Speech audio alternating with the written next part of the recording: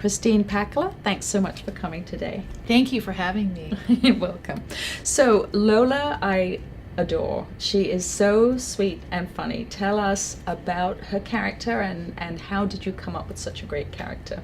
Well, first of all, thank you. I was standing at the bus stop with my daughter, and she was in second grade. It was a while ago. She's in high school now. And she asked if we could do something to go green, because I think it was Earth Day at school. So I thought, let's walk to school. Let's not take the bus and let's walk to school. And this was back in the day when she thought I had all the answers. Those sweet days. Yeah, those sweet days, and I knew what I was doing. So we started walking to school, and it started to rain. By the time we got to school, she was late. So I apologized, sent her on her way, and then as I was walking home, I thought, she's the last one to get to school today, but what if you were always last? You'd have to learn to make the best of it. And this character, Lola Zuckerman, popped into my head. I thought, if you were Z in the alphabet, you'd always have to go last. And so when I got home, after I changed my soaking wet clothes, I sat down and I started to write the first Lola story. And that's how it started. Tell us about writing for a series as opposed to a standalone novel. Did you know at that point that you wanted to do a series?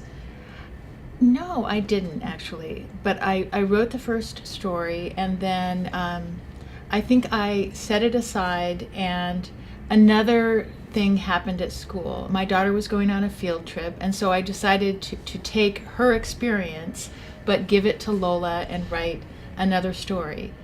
And so by the time I actually sent the manuscript out to a publisher, I had written 3 stories. And mostly because I was inspired by things going on at my daughter's school. Right. And was it really fun to be in Lola's point of view?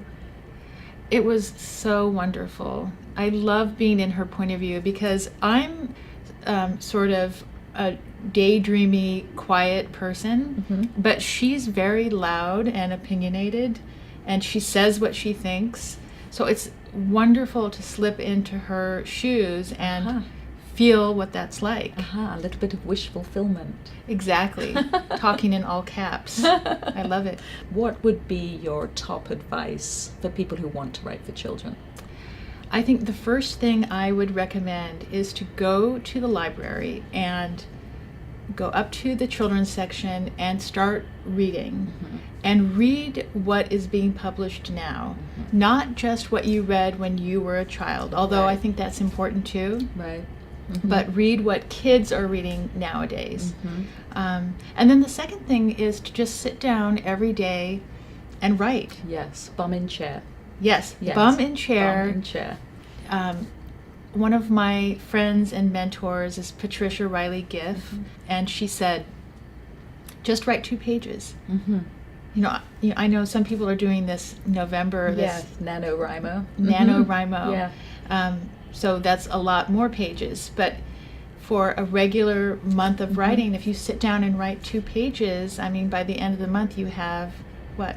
Yeah, 60 pages. We're not mathematicians. No. We can't work that out. We've got some pages. We've got pages, something. yeah. Yeah. I think that rather than thinking about writing a series, I would recommend for the first-time author, even though it happened to me, I think it's better to think about the first story you want to tell. And write that first story and then send it out. Yes, yeah, that makes good sense. Yeah. So. Okay. All right. Well, Christine, thank you so much for coming today. Thank you.